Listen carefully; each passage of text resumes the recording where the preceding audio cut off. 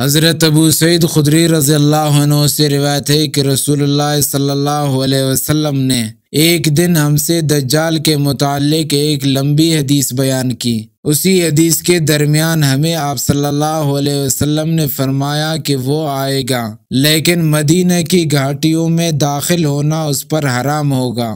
وہ مدینہ کے قریب بعض بنجر زمینوں تک پہنچے گا، پھر ایک دن اس کی طرف ایک ایسا آدمی نکلے گا جو لوگوں میں سے سب سے افضل یا افضل لوگوں میں سے ہوگا۔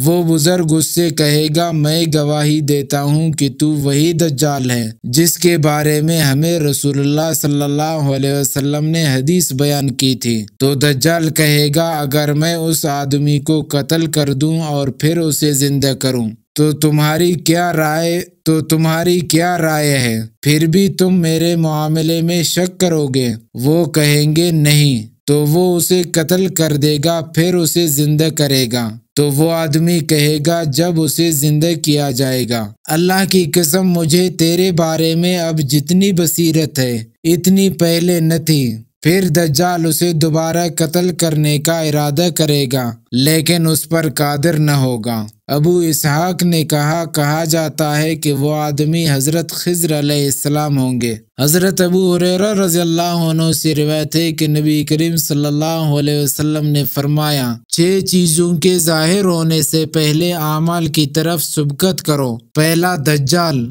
دوسرا دھواں، تیسرا دابۃ الارض، اور چوتھا سورج کا مغرب سے طلوع ہونا، اور پانچواں عام موت یعنی قیامت اور خاص کسی ایک کی موت۔